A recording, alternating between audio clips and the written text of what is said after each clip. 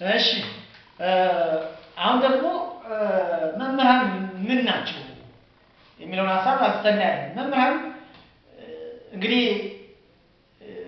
ትልቅ የማህበረሰብ ክፍል ከሚባሉ ወይም የሙያ ዘርፎች ከሚባሉ አንዱ መምህር ነው። ስለዚህ መምህርን ለመግለጽ ያክል መምህራን የተማረ ሁሉ የሚያልፍባቸው ወይም የሚሸጋገርባቸው መሸጋገሪያ ድልድዮች ናቸው። ማንኛውም የተማርኩ ነው ብሎ የሚያስብ ሰው ሁሉ በመምህራን ውስጥ ያለፈ ነው፣ በመምህራን እጅ ያለፈ ነው። የመምህራን እውቀት አመለካከትና ክህሎት የተጫነ ነው።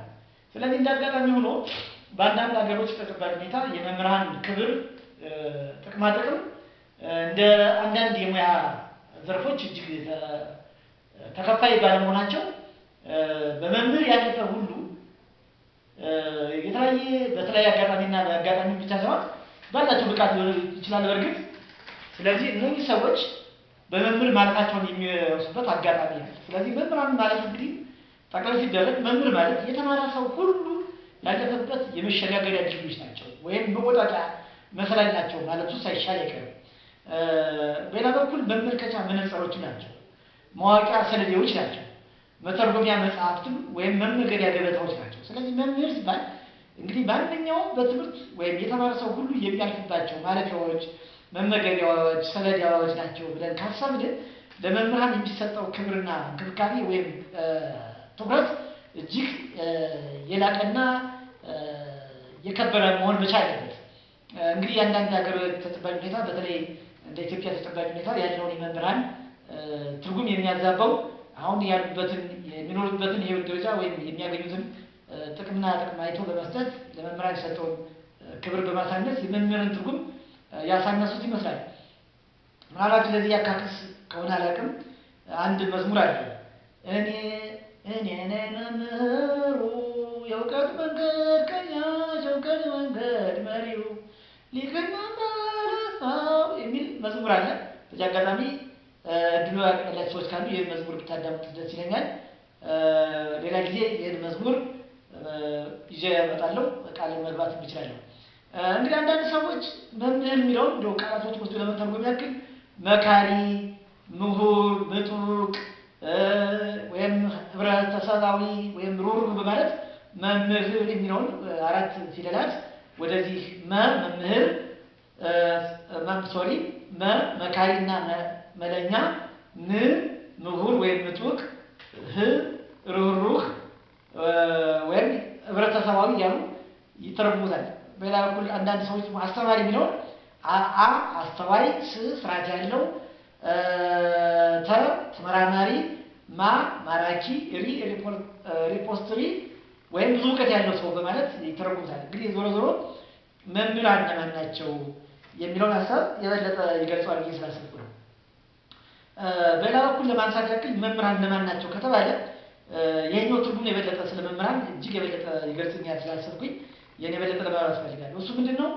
በእርጅና ጊዜ ወይም በመጨረሻው ህይወት ዘመን ጸጸት ላይ የሚጥሉና አንዳንድ ነገሮች አሉ።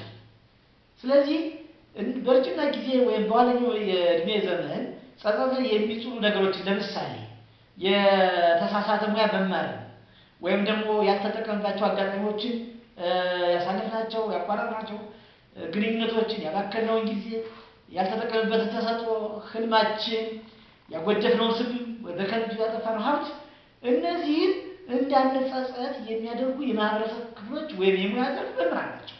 ስለዚህ ታላላቅ ሰዎች ናቸው ብሎ መውሰዱ የተሻለ ይመስለኛል። ታዲያ የታላላቅ መምህራን ቁልፍ ባህሪያት ምንድን ናቸው? ታላቅ መምህራን ያልኩኝ አሁን በእርግጥ መምህራን በደረጃቸው ታላላቅ መምህራንና ተራ መምህራን ብሎ ለመውሰድ ቢያስቸግርም የታላላቅ መምህራን ዋና መገለጫ ባህሪያት ምንድነው? ጥልቅ የርዕሰ ጉዳይ እውቀት መኖር ነው አንደኛው፣ ወይም ሳብጀክት ማተር ኖሌጅ ይባላል። ይሄ በሚያስተምሩበት የትምህርት መስክ ወይም ደግሞ በተመረቁበት የትምህርት መስክ ቢቻል በሁለገብ በተለያዩ የትምህርት መስኮች ላይ ጽንሰ ሀሳቦችን በግልጽ የሚያብራሩና ወይም ግልጽ ግንዛቤ ያላቸው መሆን አለባቸው። ይሄ አንዱ መገለጫ ባህሪያቸው የጠንካራ ወይም የቁልፍ መምህራን ባህሪ ወይም የታላቅ መምህራን ባህሪያት የሚባሉት ውስጥ አንዱ ነው። እንግዲህ መምህራን ከዚህ አንፃር ምን ያክል ለተመረቁበት ለተማሩበት ወይም ለተሰማሩበት የትምህርት መስክ ምን ያክል የጽንሰ ሀሳብ ግንዛቤ ያላቸው ብለን ማንሳትና መገምገምም እንችላለን። ከዚህ አንፃር በሌላ በኩል ለአዳዲስ እድገቶችና ለማስተማር ስልቶች ማዘመን ነው። እንግዲህ እንደ ቅድም እንዳልኳቸው ትምህርት በቀድሞ ዘመን፣ ትምህርት በመካከለኛው ዘመን፣ ትምህርት ወደፊት ምን ይመስላል፣ የመምህራን ሚናስ ምን ይመስላል ሲባል በተለይ ከወደፊት አንፃር የመምህራን አዳዲስ የማስተማር ስልቶችና የማስተማር ዘዴዎች አሉ በየጊዜው እያደጉ የመጡ። ይህ እንግዲህ እንደ ማህበረሰብ እድገት፣ እንደ ዓለም ነባራዊ ሁኔታ፣ እንደ ቴክኖሎጂ ሁኔታ እያደገና እየዘመነ ይመጣ ነገር ነው። ስለዚህ የመምህራን ብቃት አላቸው ካልን የመማር ማስተማር ሂደቶችን እያዘመኑ ወይም አፕዴት እያደረጉ ወይም ማዘመን ማለታችን ነው። ዘመኑን እየዋጀ ማድረግ ነው። ስለዚህ ከዚህ አንፃር እንዴት ነው የአዳዲስ ክህሎቶችን እድገቶችና የማስተማር ስልቶችን የሚያዘምኑት ካለ አንደኛ ሙያዊ እድገትን በንቃት በመከታተል ነው። የተለያዩ የመምህራን የሙያ ማሳደጊያ ዘዴዎች አሉ። በተከታታይ ትምህርት ይሰጣል። ፕሮፐር ሲፒዲ ወይም ሲፒዲ የመምህራን እድገት ማሻሻያ ፕሮግራም ናቸዋል። በሌላ በኩል ከእኩዮቻቸው ጋር በመተባበር መማማር ነው። ለምሳሌ የፕሮፌሽናል የመማሪያ ማህበረሰብ ወይ ፒኤልሲ በማቋቋም መካሪና ማሰልጠኛ በመፈለግ ፕሮፌሽናል መማሪያ አውታሮችን በመፈለግ እንዲሁም ደግሞ በተለያዩ በተከታታይ ምርጥ መረጃዎችን በማግኘት ለምሳሌ አሁን ላይ የተለያዩ ፖድካስቶችን ማየት ይቻላል። የተለያዩ ቻናሎች አሉ የመማር ማስተማር ስርዓትን የሚያደርጓል። በሌላ በኩል እንግዲህ እነዚህ አዳዲስ እድገቶችና የማስተማር ስልቶችን ለማዛመን ከሚያስችሏቸው ዘዴዎች ውስጥ አንዱ በማሰብ አዳዲስ ስልቶችን ተግባራዊ ማድረግ አለ። ወይ ምንድነው ወይም ብሬንስቶርም በማንጸባረቅ በማሰላሰል ቴክኖሎጂን በማዋቀር ተማሪን ያማከለ ዘዴዎችን በመቀበል ራሳቸውን ለአዳዲስ እድገቶችና የማስተማር ስለ ዘዴዎች ማዘመን ይችላሉ። እንግዲህ መምህራን ጥልቅ የሆነ የርዕሰ ጉዳይ እውቀት ካላቸው ምን ጠቀሜታ አለው ብሎ ማንሳቱ አስፈላጊ ይመስለኛል። ለምሳሌ ያክል እንግዲህ መምህራን ስለሚያስተምሩት እውቀት ጥልቅ የይዘት እውቀት ካላቸው ጽንሰ ሀሳባዊ እውቀቶችን መገንባት ይችላሉ። እንግዲህ ይህ ማለት ምንድነው? ከሚያስተምሩት ጽንሰ ሀሳብ በስተጀርባ ያለው ለምን የሚለው እንዲረዱና በርዕሰ ጉዳዩ ላይ ያለፈ የበለጠ ሰፊ ግንዛቤ እንዲፈጥሩ እንዲያዳብሩ በራሳቸው በልጆቻቸው ላይ ያለ። ስለዚህ መምህራን ሰፊ የይዘት እውቀት አላቸው ስንል ከጽንሰ ሀሳቡ ባሻገር በስተጀርባ ያለው ምንድነው? ከዚያ ይዘት ምን ተማሪዎች ምንድነው ማወቅ የሚፈልጉት፣ ለምን ለመቼ ሊጠቀሙባት የሚለውን ነገር እንዲያገኙ ያስችላቸዋል። በሌላ በኩል ተማሪዎች ሂሳዊ አስተሳሰብ እንዲያዳብሩ ያስችላቸዋል። ወይም ክሪቲካል ቲንኪንግ እንዲወሩ እንዲያስቡ ያስችላቸዋል። ራሳቸውንም ያስችላቸዋል። ተማሪዎቻቸውንም እንደዚህ አይነት እውቀትና እድገት እንዲኖራቸው ያስችላቸዋል ማለት ነው። ሌላው የብቁ መምህር መገለጫ ተብሎ ከሚወሰዱ ውስጥ አንዱ ውጤታማ የግንኙነት ክህሎት ነው። በተለይ በክፍል የመማር ማስተማር ሂደት ወይም ክላስሩም ማኔጅመንት ውስጥ አንዱ በዘመናችን ውስጥ ሰዎች ሊያዳብሩት ከሚገባው የክህሎት ውስጥ አንዱ ምንድነው? የግንኙነት ክህሎት ነው። ወይም ኮሚኒኬሽን ስኪል የምንለው እንችላለን። ወይም ተግባቦት ነው። ስለዚህ ምንድነው አንድ ብቁ መምህር ውጤታማ የግንኙነት ክህሎት አለው ምንድነው? የተወሳሰቡ ሀሳቦችን ወደ ቀላልና ለመረዳት በሚያስችሉ ክፍልፋዮች ከፋፍሎ ማቅረብ ከቻለ እውነትም የመምህር ብቁ ነው ማለትም የውጤታማ የሆኑ የግንኙነት ስልቶችን መጠቀም ያስችላል ወይም የቻለ ነው ብለን መውሰድ ይችላል። ስለዚህ እነዚህ የተወሳሰቡ ሀሳቦችን ወደ ቀላልና ለመረዳት በሚያስችሉ ክፍሎች መከፋፈል ካለ እንደ ስልት ከወሰድነው አንድ ብቁ መምህር ጥሩ የመግባባት ክህሎት አለው ወይም የግንኙነት ክህሎቶችን አሉት ካለ እንዴት ነው እነዚህ ውስብስብ ሀሳቦችን ወደ ቀላልና ለመረዳት በሚያስችሉ ክፍሎች መከፋፈል ይችላል የሚለው ነገር ማንሳቱ በጣም አስፈላጊ መስሎ ስለታየኝ እንግዲህ እንዴት ማድረግ ይችላል ካለ አንደኛ ተማሪዎችን እንዲያውቁ ማድረግ ነው። ወይም ተማሪዎችን ማሳወቅ፣ ቋንቋዎችን ማመቻቸት፣ ጥያቄዎችን አስቀድሞ በማቅረብ ስለዚህ መከፋፈልና ወይም ወደ ቀላልና ለመረዳት ወደሚያስችል ክፍል መከፋፈል ይችላል። ሌላው መረጃዎችን ማዋቀር ነው ወይም ኦርጋናይዝ ማድረግ ነው። መጀመሪያ ሀሳቦችን ያደራጃል። ከዚያ በስርዓት ካደራጀ በኋላ እንደ ተጠይቃዊ ወይም እንደ አመክንዮአዊ ማዕቀፍን በመጠቀም መረጃዎችን ማዋቀር ወይም ማደራጀት ይችላል።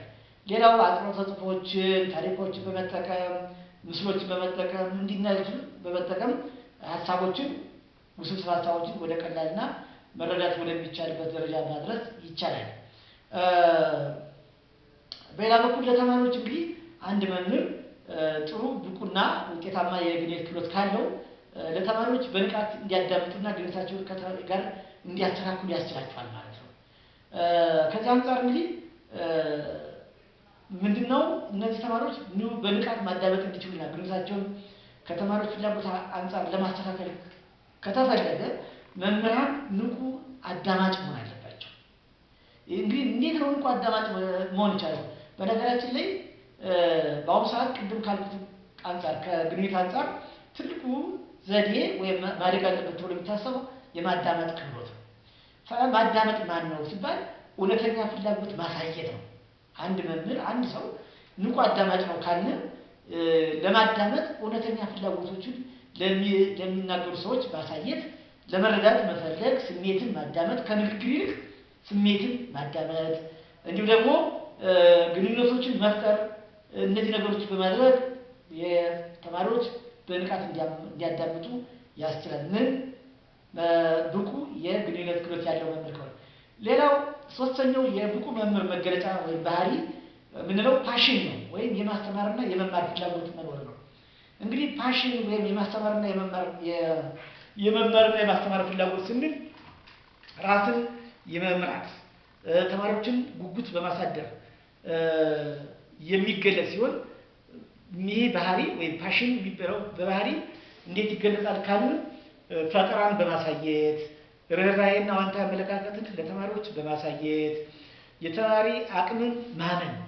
በተለይ አሁን እዚህ ይሄ በጣም ጠንከር አድርጌ መናገር እፈልጋለሁ።